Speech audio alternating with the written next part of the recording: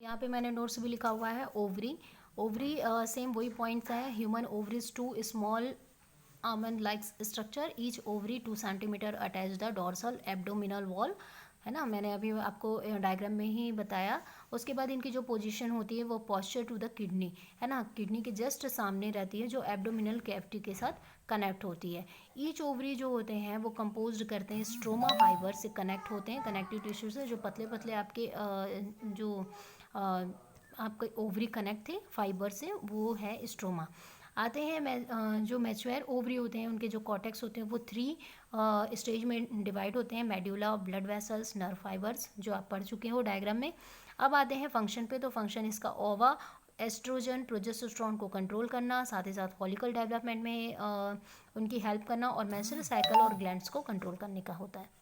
Second part पे आते हैं तो फंडामेंटल फॉलीपियन ट्यूब, और जिसको हम लोग ओविडक्ट भी बोलते हैं। तो फॉलीपियन ट्यूब बोल सकते हैं कि ये डिवाइडेड होते हैं 3 अलग अलग रिगॉन पे या क्षेत्रों पे। तो पहला होता है इनफंडिबुलम। इनफंडिबुलम एक तरह के फनल लाइक स्ट्रक्चर होती हैं और फिंगर लाइक, जो इस तरीके से कैच करके रखी हुई होती हैं ओवरी को। और जो इनका ओपनिंग होता है ना, वो ऑस्टियम में होता है। ऑस्टियम एक तरीके से फिंगर लाइक स्ट्रक्चर होती है, ठीक है।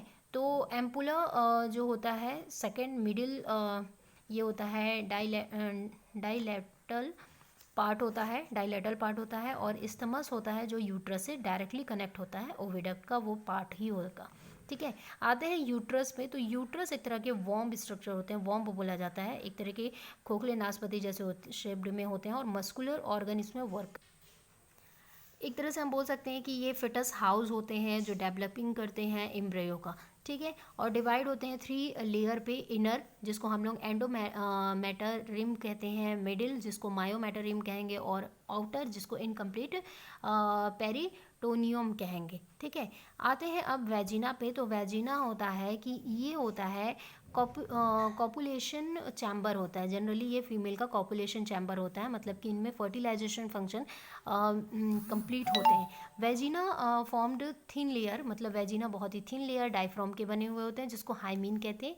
हाइमीन प्रेजेंट होता है वर्जिन पे, जस्ट उसके नीचे वाले जो पार्ट है वॉल्व उनमें होता है। और हाइमीन हेल्प करते हैं डिस्चार्जिंग मेंस्ट्रुअस ब्लड के लिए। रिप्रोडक्टिव ट्रैक होता है ये एक तरह का।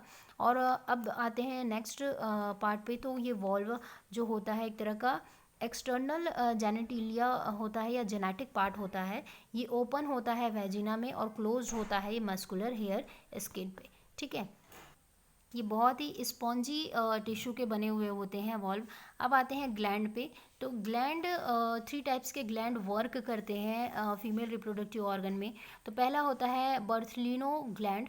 बर्थलिनो ग्लैंड होता है ये लेबर प्लेन के लिए या लेबरिंग फ्लूइड मतलब रिलीज करता है, जिससे लेबर पेन या रिलैक्सिन हार्मोन्स आपका रिलीज होगा, जिसकी वजह से लेबर पेन स्टार्ट होता है। अब आता है पेरिनल ग्लैंड। पेरिनल ग्लैंड एक तरह का स्पेसिफिक स्मेल लिब्रिकेंट रिलीज करता है, जो हेल्प करता है अट्रैक्ट ऑफ अपोजिट सेक्स पे, ठीक है। अब आते हैं रेक्टल ग्लैंड। रेक्टल ग्लैंड एक तरह का पेयर ऑफ येलो कलर्ड के होते हैं, रेक्टल ग्लैंड होते हैं, जो कनेक्ट होते हैं जस्ट ओवरी के पास ही।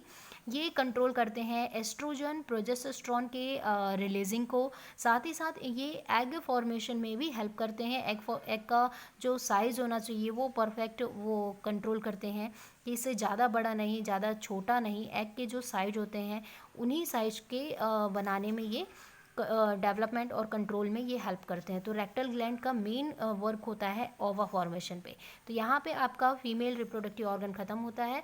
इससे रिलेटेड कोई भी डाउट या फिर आपको प्रॉब्लम हो तो मुझे कॉल या मैसेज एनी टाइम कर सकते हो।